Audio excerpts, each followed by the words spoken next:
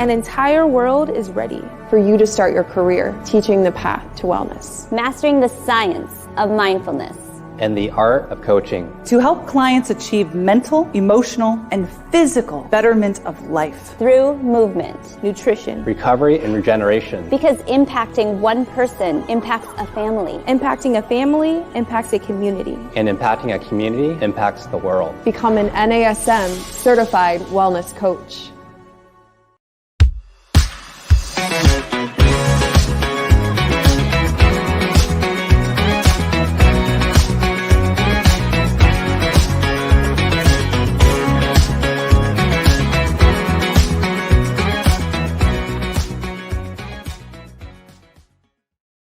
Hey, howdy, hello, and welcome. I'm Darlene Marshall, and this is Better Than Fine. Whether you are a fitness professional, some kind of coach, a positive psychology practitioner, or an everyday Jack or Jill out there in the world looking for reliable wellness information for yourself, you have come to the right place.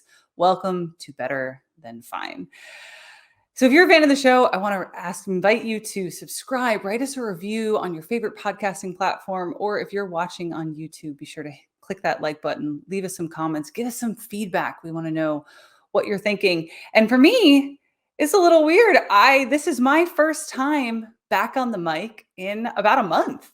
Not for you. If you've been a regular listener to the show, you've had a month's worth of episodes that my exceptional producer, Eric, and I put on record before I stepped away about 4 weeks ago. I disappeared for the month of May so that I could get married. If you are watching on YouTube, here it is. There's the bling right there with my Oura ring.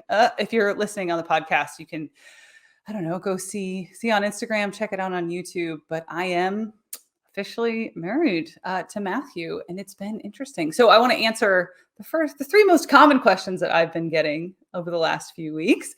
No, I'm not going to change my name. Still Darlene Marshall. 2, married life is very similar to our life before, just with a bit more commitment. And number 3, asking about other people's family planning plans is rude, even if you're related. So I'm not answering that one for anybody right now. But it has been a wild couple of weeks. We had some challenges with some wedding planner stuff and some venue stuff leading up, but the actual wedding itself was fantastic. We used some of what I know from my background in well-being and experiential design to kind of hack the weekend to cause the group to bond and experience some self-transcendence. And it totally worked wonderfully. We had a great time. And then we went on our honeymoon. And this might surprise you. I don't know, listening to the show, maybe you'd already guessed, but we had a pretty emotional honeymoon.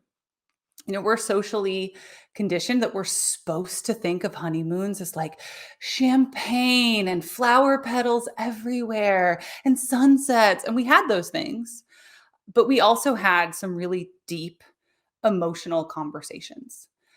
And we had some emotional fallout. Some things really came up for both of us after the wedding, in the idea of being on a honeymoon, some of the things like the people that we really love who are no longer with us, and wishing that they had been there on the day that we got married. That was really hard for us both. The baggage of marriage in general in our culture that we are both in and of and here in the United States, and me having been married before and being on a honeymoon again, what that meant, what that brought up. So we had some stuff to work out. We had some days that we just stayed in our room, and not for the honeymoon things, but to process what was coming up. But that's not what people want to hear when they ask me, how was the wedding? How was the honeymoon? They want to hear how it was romantic and it was connected and it was so beautiful. And I'm not saying it wasn't. It definitely was those things. But that brings me in, this idea that I'm supposed to put that on for other people really brings me into what today's episode is about, just toxic positivity. So let's get to it. You're listening to Better Than Fine. I'm your host, holistic wellness coach Darlene Marshall. And in researching this episode, I dug into this idea, the origins of toxic positivity. And I'd assumed, like so many of the things that we talk about on this show, that there was going to be research on it, research on the effects of toxic positivity. But, and this really surprised me, the earliest citation that I could find about the phrase toxic positivity was an article about teachers coping with the pandemic. So that's only in 2020. And since that time, there's been about 25 references published. That is not a lot for a phrase that, in my humble opinion, captures what is some of the ugliest parts of the underbelly in fitness, in wellness, in positive psychology, in the health field. You know, that space that this show kind of occupies the center of. This idea of toxic positivity describes some of the roughest parts of what it can do when it's not done in a positive way, in a helpful way, I should say. But the phrase toxic positivity has been floating around so much longer than there's research to back it up. And that's because it's something that we encounter in these spaces where we do work on ourselves. So what is it? What's toxic positivity? Well, it's when we use any of these tools, these positive, soft quotes tools, like focusing on our strengths, reframing, fitness, mindfulness, gratitude practice, pick one. There's so many out there to choose. But we use those tools to reject, to mask, to cancel out the challenging parts of our human experience, to pretend that the hard stuff isn't there, isn't what we're going through. So that first reference that I mentioned a moment ago, it's a paper by Sokol, Trudell, and Babb in 2020. And they define toxic positivity as to reject, deny, or displace any acknowledgement of the stress, negativity, and possible disabling features of trauma, instead looking only through rose-colored glasses. End quote. Then there's just one part of that definition that I want to push back on, and that's using the word trauma. Now, full disclosure, this paper is about trauma specifically, but it doesn't have to be full-blown trauma for toxic positivity to show up. Toxic positivity is really any time that we use these positive tools to gloss over the hard parts of being a human. So it's when the friend says, just look on the bright side when you're struggling, right? Like that, oh, it's another flippin' growth opportunity. It's the parent that says, oh, it's not so bad when you go to them with a problem. It's the partner who says, but look, we're fine. Look at everything that we have. We have so much to be grateful for, when you've just told them your worst fears. It's the coach who tries to use NLP techniques to reframe your trauma while you're trying to get through it, and they're trying to get you to detach without processing those difficult emotions. It's the boot camp instructor who yells, there's only doers in this gym, when your body is just screaming for you to stop, and they're telling you that it's actually good for you. It's that all or nothing, rise or grind entrepreneurial influencer who says that if you're not retired by 35, it's because you've got the wrong mindset, and he can teach you how, or they can teach you how. And as a person who straddles the fitness and the positive psychology spaces, I encounter this all the time at every level. And if I'm being honest, when I think about toxic positivity, there's one particular story that comes to mind for me. And I was really on the fence about telling this story in this episode, but I'm going to go for it. I'm going to do it right now. But before I do, you're listening to Better Than Fine. I'm your host, Darlene Marshall. Today, we're talking about toxic positivity, and I'm just going to rip the Band-Aid off and tell you this story that to me is like the perfect encapsulation of toxic positivity. So I was in a meeting in the middle of 2021 with a very well-known, well-respected well-being nonprofit. And it's intended to be a global institution, but all of the leadership of this particular subgroup that at the time I was a part of are all in North America. I don't know if they still are like that, but that's how it was at the time. But this meeting in particular was about connecting to a global community, trying to get them engaged, and really hearing what practitioners in this particular domain were experiencing and needed around the world. And this graduate student who's from a foreign country on the call, and that country having less resources than those of us who are in North America. And she shares about this struggle that she's having in her work. She's using a well-being tool that's designed and researched in North America and trying to help people in her country during the pandemic. She tells us that it's not working. She doesn't know if it's because she's doing something wrong. Maybe it was mistranslated. Maybe she doesn't understand how to use the tool properly. But that the people that she's trying to help really don't seem to care all that much about like their virtues and their strengths and their big goals because they're scared about the pandemic. They can't get masks or vaccines or treatment because there's no money for that and these resources. And at the time, there had been massive flooding in their area, and the people that she was trying to research couldn't even get clean water. The student was trying to bring positivity, but these people are literally struggling to survive. And so she's done speaking. This group is clearly at a loss. No one says anything for a few moments. They're really unsure what to do. So these cozy residents of North America, they didn't have an immediate answer for her. And then someone on the call comes off mute to chime in and very pleasantly says, what's one positive thing that you learned doing your research? And the student just gapes at her, is completely at a loss now herself. So there are a lot of aspects of this story that we could look at.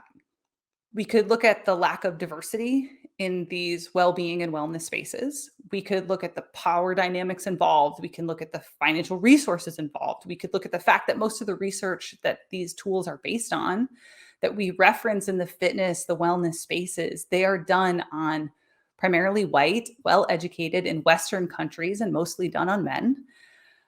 But for the sake of this episode, I just want to focus on this toxic positivity piece right now, because it's very common in wellness and well-being spaces to tell people to just focus on the positive. And here is an extreme example of someone who's asking for help, who doesn't understand why things aren't working, and without acknowledging the suffering and struggle that's been brought to us, they're told, well, focus on the good part, even though it doesn't seem like there's a good part to focus on.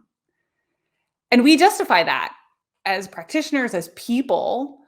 We'll talk about like combating negativity bias, or we'll cite some evidence about how this approach or other will help, or whatever other rationalization we want to throw out at. But when we engage in toxic positivity as friends, as practitioners, we're denying the full spectrum of the human experience, that full spectrum of our feelings and the information that it gives us. To be human, this idea that it's to have pleasant things and unpleasant things, unpleasant emotions, and to have times that we're overwhelmed, to have times that we don't know what to do or how we're going to get through what we're going through. Letting ourselves be fully human is part of embracing the experience of what it is to be alive. And that's what we're hearing about. That's what we're here to dive into. You're listening to Better Than Fine. I'm Darlene Marshall. Today we're talking about toxic positivity. We're always talking about positive psychology. And I believe that to build a life that is the full spectrum of the human experience, we have to invite all of it in, which can sometimes be hard and overwhelming. And there are a few major problems with what happens when we engage in this toxic positivity thing, whether it's on social media or with our friends or with our clients or with ourselves. So the first is that it just invalidates your experience, your interpretation, your feelings. It tells you, oh, don't focus on that. That's not really what's happening. This other positive thing is what's happening. In some ways, that is the essence of gaslighting. It's telling yourself or someone else that what they're experiencing isn't real. Second big one, I think, is that when someone is engaging in this toxic positive way, it revokes your autonomy. So often when someone is doing that thing, just focus on the positive, they're telling you what to do. That doesn't give you a space to work through whatever it is you're going through. So it invalidates you. It steals the autonomy. And it makes you doubt your own intuition, your own interpretation of your emotional experience, which can be a hit to your emotional intelligence. You don't learn to trust yourself. You learn to go, oh, well, maybe my reactions aren't really the right kind of reactions because I'm so negative or whatever story you're telling yourself. And through that, we then are taught to suppress our negative emotional response. So we don't learn how to process what's coming up, to learn from it, to cope with it. And so often that means that you're just punting that emotional ball down the field, right? You're just shoving it into the box on the emotional shelf and not handling it. And it's going to leak and get stinky. Like all this bad juju is going to come back on you, which means we're ignoring our problems. And the other big one, I think, is when we learn to feel shame and guilt because we aren't the kind of people who can just look on the bright side, right? We aren't those sunflower people who just flip it on its head. And that's inauthentic. It's not how people actually work. It's not what we're actually here for. And it's not going to help us ultimately in the long run. So, what do we do about it? You're listening to Better Than Fine. I'm Darlene Marshall. We're talking about toxic positivity, and we could sit here all day and unpack what it is and why it matters. Why is it a problem? But really underneath that, what are we going to do instead? Right? We try to give you tools that you can take away on this show so that you can go off and live that fuller, more fulfilled life.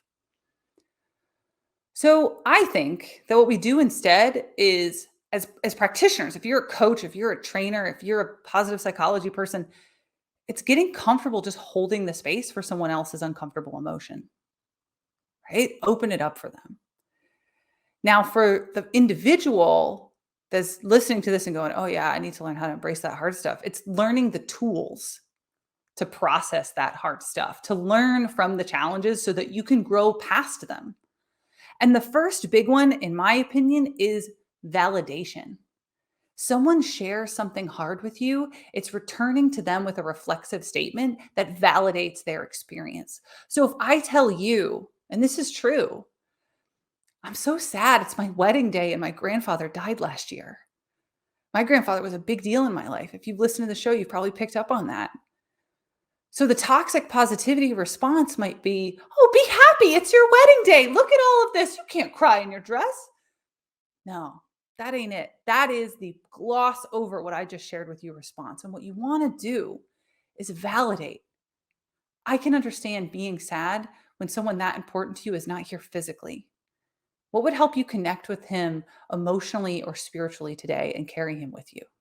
Right? What would make him feel present for you? So you just turn what they said back around out to them, and you can do this to yourself. I did do this to myself. We found ways to call in my grandfather, Matthew's grandmother, so that we felt them with us on that day instead of pretending, nope, we're not going to be sad. It's a wedding. It's not helpful. It's not real. And then the other big tool I want to offer to you is probably one of my favorite tools, one of my favorite ways that I frame my life for myself, that I deal with challenges when they come up. And I teach every single client this set of tools, and it's pragmatic optimism. So the first, whenever you're experiencing an overwhelming challenge, validate it, own it, accept it, own fully the situation that you are in. What's difficult about it? Feel your feelings, because feelings are information. We're going to have an episode coming up about this concept very soon. This idea that when you have an emotional reaction to something, that is information to yourself from yourself.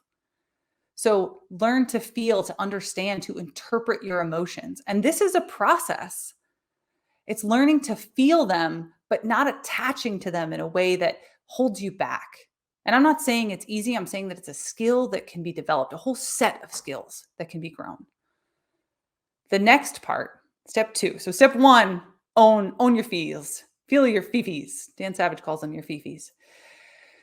Step 2, the pragmatic part. You got to recognize completely and realistically as possible the circumstances that you have found yourself in and accept those circumstances as your current reality.